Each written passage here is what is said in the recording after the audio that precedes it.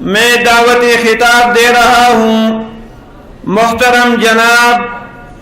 Doctor Junaid Ahmad Hashmi صاحب کو، chairman Quran and تفسیر اسلامک یونیورسٹی اسلام آباد، کہ وہ آئے اور اس محفل دستار بندی میں اپنی زرین خیالات کا اظہار فرمائے۔ محترم جناب ڈاکٹر جنید احمد ہاشمی صاحب، چیئرمین قرآن اینڈ تفسیر اسلامک یونیورسٹی اسلام آباد۔ بسم اللہ الرحمن الرحیم۔ الحمد للہ الذی انزل على عبده الكتاب ولم يجعل له عوجا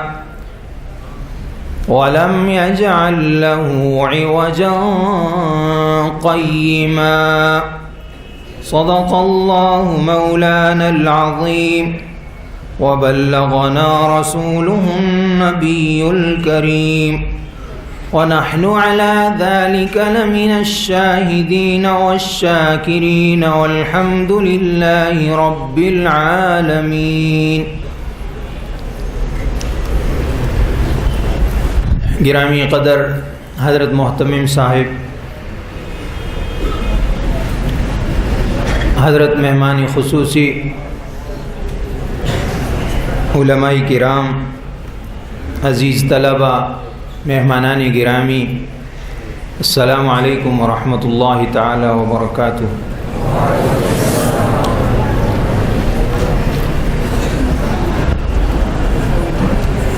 سب سے پہلے تو میں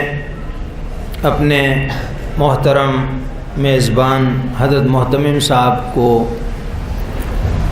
مبارکباد بھی پیش کرتا ہوں، اور جملہ اساتذہ کرام کو بھی، کہ جس خوبصورتی سے آج یہ بچے اپنی اپنی گفتگو کر رہے تھے مختلف زبانوں میں، یہ بہت ہی لائق تحسین اقدام ہے، اور اس سے آپ کے اہداف اور مقاصد کا بھی تعین ہوتا ہے، اور آپ کے ویژن اور مشن کا بھی پتہ چلتا ہے۔ میں تو حاضر ہوا تھا اس مبارک مجلس میں، ان مبارک ساعات میں، اسی بیٹھنے اور اس عبادت کی اس مجلس میں مستفید ہونے کے واسطے، مگر آپ کا حکم ہوا تو چند معروضات میں پیش کرتا ہوں۔ آیت کریمہ جو میں نے تلاوت کی ہے،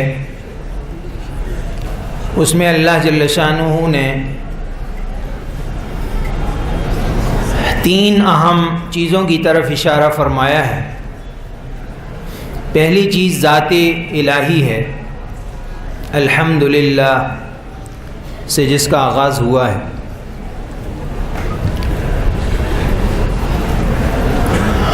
دوسری چیز یا دوسرا شخصیت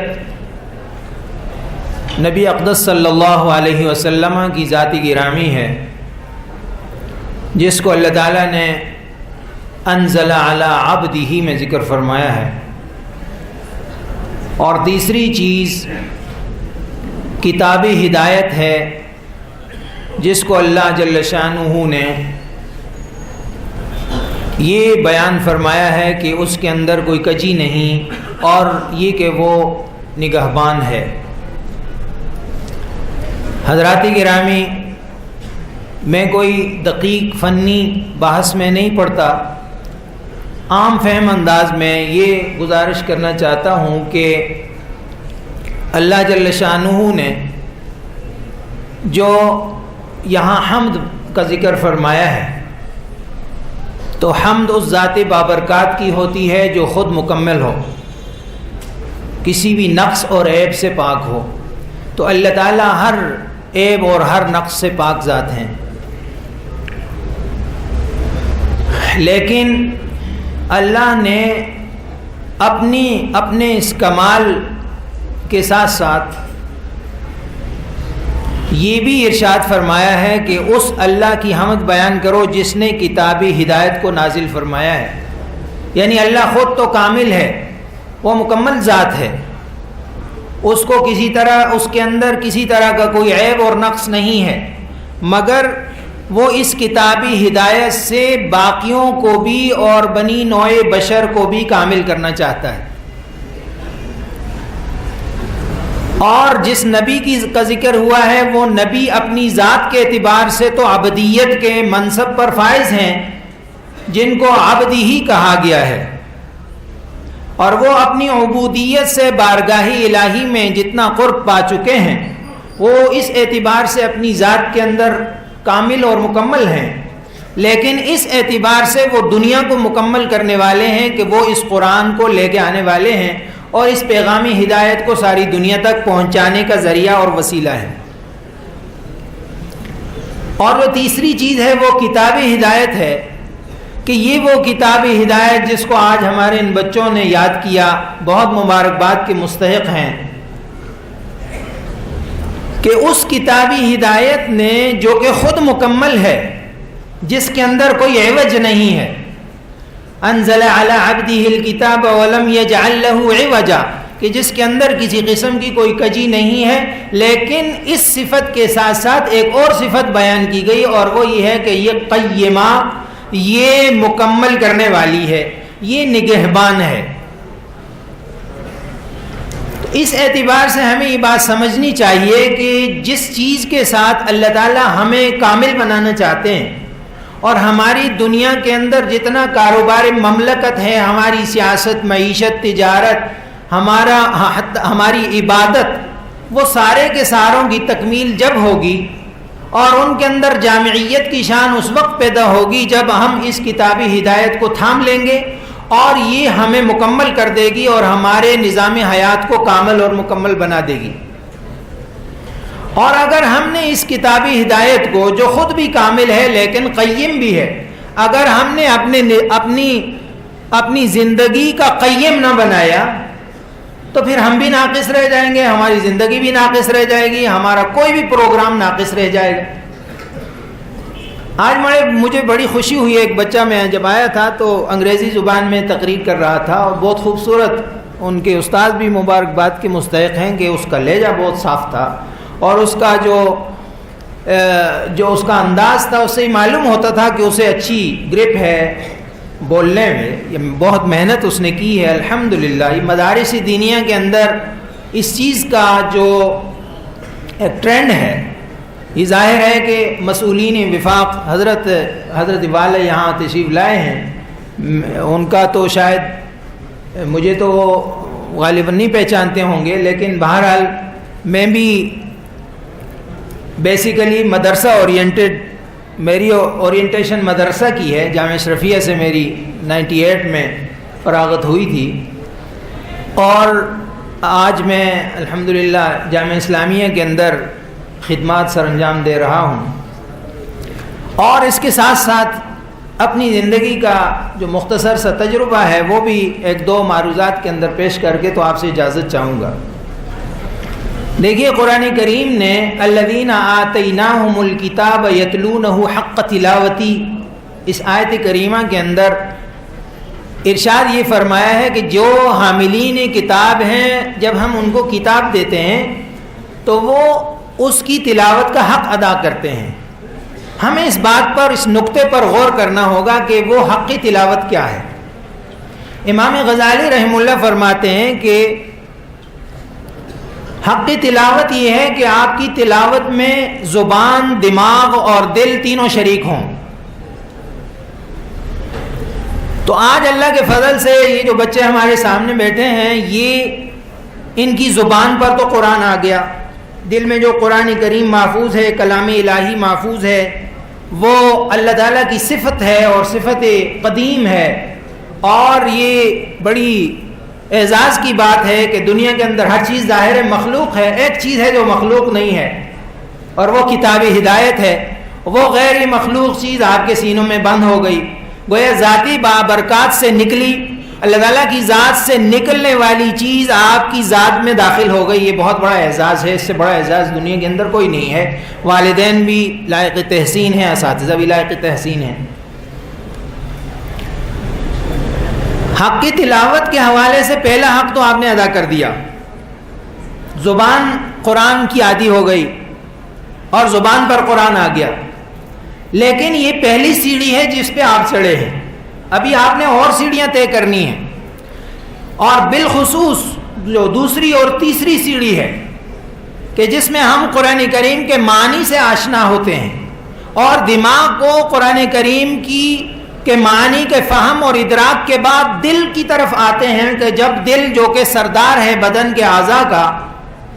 اس دل کے اندر جب قرآن کریم کی نصیحت پذیری آتی ہے اور انسان کے جوارح، اس کے ارکان و جوارح کے اندر جب قرآن نافذ ہو جاتا ہے تو اس کے بعد ایک اور مرحلہ آتا ہے، اور وہ مرحلہ جو کہ سورہ کہف کی اس ابتدائی آیت کے اندر میں نے آپ کے سامنے عرض کیا، وہ ہے قیم سے سامنے آتا ہے۔ حضرات گرامی، ہماری زندگیوں میں قرآن آ گیا، بچوں کے دلوں میں بھی قرآن آ گیا، الحمدللہ ہمارے گھر کے اندر، ہماری اپنی جو چھوٹی سوسائٹی ہے اس کے اندر بھی قرآن آ گیا، لیکن قرآن کریم کے قیم ہونے کا تقاضا یہ ہے کہ ہمارے تمام نظام ہائے حکومت میں، نظام ہائے معیشت میں، نظام ہائے تجارت میں، نظام قانون میں، ہماری گلیوں کوچہ اور بازار میں جب قرآن آ جائے گا، ہماری سوسائٹی اور رسم و رواج کے اندر جب قرآن آ جائے گا تو ہم اس وقت کہنے کے قابل ہوں گے کہ ہاں، ہم نے اس قرآن کو قیم بنا کر اور سافرن بنا کر اور اپنے کاروباری زندگی کیا نگران بنا کر ہم نے اس کو رکھ چھوڑا ہے، اور پھر ہم یہ کہہ سکتے ہیں کہ آئیے ہم نے قرآن نافذ کیا ہے۔ اس سے پہلے کے جتنے مدارج ہیں ہمیں اس پر سوچنا ہوگا کہ یہ ابتدائی مدارج ہیں، اور الحمدللہ جو آج ہم نے یہاں کا ماحول دیکھا کہ مدرسہ کے ساتھ ساتھ پیرالل آپ کا جو ایک نظم چل رہا ہے اسکولنگ کا، یہ بہت ہی قابل تحسین ہے، اور میں یہ سمجھتا ہوں کہ یہ وہ قدم ہے، یہ وہ ایک آپ کا ٹرینڈ سیٹر ہیں آپ اس حوالے سے کہ جس سے انشاءاللہ العزیز یہ بچے کل اس قابل ہو جائیں گے کہ یہ ہمارے کاروباری زندگی میں قرآن کریم کو نافذ کر سکیں گے، اور قرآن قیم ان کی شخصیت میں قرآن قیم سامنے آئے گا اور ظاہر ہوگا۔ تو حضرات گرامی، میں زیادہ وقت نہیں لوں گا، میں صرف یہ گزارش کرنا چاہتا ہوں کہ اہل مدرسہ کو بہت بڑے بڑے چیلنجز ہیں، اور ان میں سے ایک بڑا چیلنج جو ہے وہ بدقسمتی سے ہم پاکستان بنا تھا کہ اس کا کانسٹیٹیوشن قرآن ہے اور اسلام ہے اور شریعت اسلامی ہے، اور اس کانسٹیٹیوشن میں قرآن و سنت ساورن ہے، اور اس کے خلاف کسی قسم کا کوئی قانون نہیں بن سکتا۔ تو آج ہمیں اس بات پر محنت کرنے کی ضرورت ہے کہ کس طرح سے ہم قرآن کو پاکستان کے اندر ساورن بنائیں، اور اس کی ساورینٹی جب ہوگی کہ جب ہماری پارلیمنٹ میں قرآن کے مطابق، سنت کے مطابق فیصلے ہوا کریں گے، اور اس کے لیے آپ حضرات کو تیار کیا جا رہا ہے، ورنہ چیلنجز اتنے زیادہ ہیں۔ ہم جانتے ہیں کہ دارالعلوم دیوبند کا جو قیام بر صغیر میں ہوا تھا، اس وقت اس زمانہ میں جو علماء مفکرین تھے، جن حضرات نے امت کے فیوچر کو دیکھا اور موجودہ حالات کا جائزہ لیا، تو انہوں نے یہ فیصلہ فرمایا کہ بھئی دین تو نکلا جا رہا ہے مسلمانوں کے ہاتھوں سے، اور جو ہندو ثقافت ہے، کلچر ہے، اس کو اکال الثقافات کہا جاتا ہے کہ وہ ساری تہذیبوں کی ہڑپ کر جانے والی تہذیب ہے۔ اس ماحول میں کہ جب انگریز استعمار بھی آ چکا ہے اور وہ ایسے لوگ پیدا کرنا چاہتا ہے جو محض انٹرپریٹر ہوں، جو محض ترجمان ہوں آقا اور غلام کے درمیان، یعنی ہمارے اور ہمارے آقاؤں کے درمیان، والعیاذ باللہ صرف جو ہے وہ ترجمان کا کام دیں اور پل کا کام دیں۔ تو اس زمانے میں انہوں نے یہ دیکھا کہ بھئی جو ہماری مسلم سوسائٹی ہے وہ دین سے دور ہوتی چلی جا رہی ہے، لہذا دارالعلوم دیوبند کا جو قیام اس پس منظر میں جب اس کا قیام ہوا تو الحمدللہ وہ اپنے فرض منصبی سے عہدہ برا ہوا، اور جب پاکستان بنا تو اس وقت اس بات کی ضرورت محسوس ہوئی کہ ان اداروں کا احیاء کیا جائے تاکہ نئی نوزائیدہ ریاست کو کل کو اسلامائزیشن کے حوالے سے کوئی مسئلہ درپیش نہ ہو۔ لیکن آج بہت طویل عرصہ گزر گیا، ہم آج تک اپنا نظام تعلیم بھی اسلامک نہ بنا سکے، یعنی ایک طرف ہمارے جو دعوے دار ہیں اشرافیہ کے لوگ ہیں وہ یہ کہتے ہیں کہ جناب مدرسوں کو مین اسٹریم میں لانا چاہیے، قومی دھارے میں لانا چاہیے۔ دوسری طرف ہم دیکھتے ہیں کہ وہ خود قومی دھارے سے باہر ہوتے چلے جاتے ہیں، اور الحمدللہ ہم نے جو آج دیکھا ہے یہ بہت ہی الحمدللہ حوصلہ افزا ہے کہ یہ واقعی قومی دھارے میں ہیں، اور اللہ کے فضل و کرم سے یہ قومی دھارے کی تکمیل دو طرح سے ہوگی۔ ایک جو ہے وہ سائنسز ہیں جو جدید علوم ہیں، اور دوسرا جو ہے وہ ہمارے علوم اصلیہ ہیں، ڈیوائن سائنسز ہیں، کہ جن کو جب ہم جمع کر کے جامعیت کی شان کے ساتھ انشاءاللہ العزیز اپنے پروگرام کی تکمیل کریں گے تو پھر کوئی وجہ نہیں ہے کہ ہمارے راستے میں قرآن جو ہے وہ ہمارے نظام تعلیم کے اندر قیم ہونے کی جگہ نہ پا سکے، ہمارے تمام کاروباری ریاست کے اندر قیم ہونے کی جگہ نہ پا سکے۔ تو ہمیں ایسی تمام کاوشوں کو جو کہ ہمارے اور مملکت خداداد کے جو خیرخواہ لوگ نہیں ہیں، ایسی تمام کاوشیں جو پاکستان کو سیکولرائز کرنے کے لیے، ہمارے نظامی تعلیم کو سیکولرائز کرنے کے لیے کی جا رہی ہیں، انشاءاللہ العزیز اس طرح کے ادارے ہوں گے تو یہ تمام کوششیں اور کاوشیں ناکام ہو جائیں گی۔ آخر میں اپنے بچوں سے ایک نصیحت کرنا چاہتا ہوں، اس کے بعد اجازت لوں گا۔ دیکھیے آپ نے قرآن کریم کی جو جیسا کہ میں نے عرض کیا پہلی سیڑھی تو الحمدللہ طے کر لی، لیکن یہ صرف پہلی سیڑھی ہے، ابھی بہت ساری سیڑھیاں باقی ہیں۔ میں نے اشارہ کیا ہے، آپ کے اساتذہ کرام آپ کو بتائیں گے۔ ایک نصیحت یہ ہے کہ ہمارے شیخ حضرت ڈاکٹر عبدالحی عارفی رحمہ اللہ تھانوی کے اجل خلفاء میں سے تھے، ان کے بارے میں ہمارے شیخ نے ہمیں بتایا کہ طلباء کو ایک نصیحت یہ بھی فرمایا کرتے تھے، بڑی خوبصورت بات ہے کہ چشم بند و گوش بند و لب بند گر نمی بینی سر حق برما بخند، کہ یاد رکھیے جو گناہ ہے یہ ایسی آلائش ہوتی ہے کہ جو انسان کو اللہ تعالیٰ کی قربت سے روک دیتا ہے۔ یہ ایسی مصیبت ہے، ایسی رکاوٹ ہے کہ ہمارے اور آسمان کے درمیان جو رابطہ ہوتا ہے اس رابطے کے درمیان حاجز بن کر اور رکاوٹ بن کر گناہ کھڑا ہو جاتا ہے۔ پھر ہم پیوریفائی نہیں کر سکتے اپنی روح کو، اپنے تزکیہ باطن نہیں کر پاتے۔ تو یہ جو چیز ہے کہ اپنی نظر کی حفاظت کی جائے، اپنے دل کی حفاظت کی جائے، اپنی زبان کی حفاظت کی جائے، اپنے کانوں کی حفاظت کی جائے، یہ ایک ایسی بڑی نعمت ثابت ہوتی ہے علم دین حاصل کرنے والوں کے لیے کہ جس سے واقعتاً جو علم کا نور ہے وہ ان کے سینوں میں آ جاتا ہے۔ باقی یہ جو حق اور باطل کے حوالے سے بات ہوئی، یہ لڑائی ہمیشہ چلتی رہے گی، آج بھی وفاق والے حضرات اس لڑائی کو لڑ رہے ہیں، اور یہ چیزیں انشاءاللہ اس کے لیے بہترین طریقہ یہی ہے کہ بالکل خاموشی سے اس کام پہ ہم جو لگے ہوئے ہیں یہ ہم کرتے جائیں گے اور محبت کا درس پھیلاتے جائیں گے، تو انشاءاللہ کوئی وجہ نہیں ہے کہ قرآن ہمارے نظام حیات کے لیے قیم نہ بنے۔ وما علینا الا البلاغ، ان کا جو فرض ہے وہ اہل سیاست جانے، میرا پیغام محبت ہے جہاں تک پہنچے۔ میں ایک بار پھر اپنے معزز میزبان سے بہت ان کا شکر گزار بھی ہوں کہ انہوں نے یہ شرف بخشا کہ اس عبادت کی مجلس میں حاضر ہو سکوں اور گفتگو کا بھی انہوں نے موقع دیا۔ اللہ تعالیٰ اس چمن کو آباد رکھے، قائم و دائم رکھے اور اس کو ترقی نصیب فرماتا رہے۔ اللہم صلی وسلم وبارک علی سیدنا و مولانا محمد وعلی آلہ وصحبہ وسلم۔